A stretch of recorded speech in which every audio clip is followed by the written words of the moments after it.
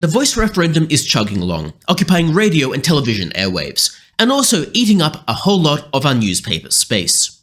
And you might be thinking to yourself, if I need to listen to this for the next few months, well, I might as well at least speculate on it, maybe make a few dollars, maybe perhaps take a punt on what the outcome might ultimately be.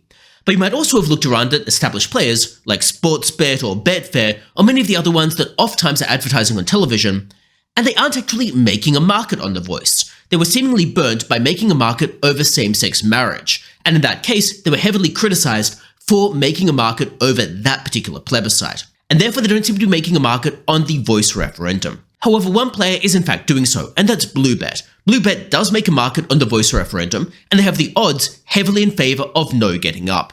You've got a payoff here of 1 to 120 for the no campaign. That means if you put $1 in and you ultimately win, you'll get $1.20 back.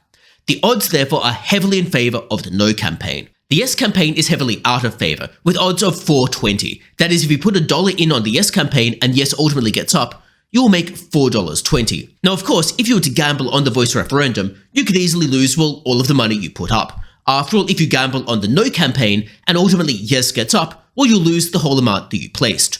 So there are obvious risks with gambling. And it is worth noting that if you have a problem with gambling, if for example you are a compulsive gambler, if you have difficulty managing your risk, if you have difficulty restraining yourself from gambling more and more, well, obviously don't go about doing this, because you need to bear in mind what you can actually afford to lose when you are gambling. And never gamble more than you can afford to lose on any of these things. Only gamble money that you can afford to play around with, that you can afford to lose if the bet doesn't go in your favor. Gambling can be enjoyed responsibly, but always make sure you are doing it responsibly, and not just throwing your money away and throwing money away that you actually need for other things. Now you might be wondering, is Bluebet actually a legitimate company? Are they real? Are they safe? Well, obviously nothing is certain. I have no affiliation with Bluebet, I don't own any shares in the company, so I have no real stake in this either way. However, what we can see is they are in fact listed on the Australian Securities Exchange. Their ticker code is BBT, which suggests there is at least a degree of reassurance about their stability. It's not perfect, listed companies can go bankrupt.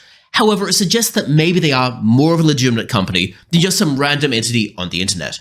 And on their website, they specifically say, Bluebet is an Australian publicly listed company with offices in Darwin and Sydney and operates under a Northern Territory gambling license. Executive Chairman Michael Sullivan has been one of Australia's leading bookmakers for over 30 years and brings with him a strong team of bookmaking industry professionals who can service all of our customer needs. Now, their website unsurprisingly asserts that they are 100% safe and secure, but of course nothing is. Companies can ultimately go bankrupt, and you need to consider, do you actually trust Bluebet to continue as a going concern? But it is listed and it is regulated, which at least has given me personally enough confidence to bet with them, but it's an evaluation you need to make personally yourselves. And if you found it useful, well, do remember to subscribe, and hopefully I'll see you for the next video.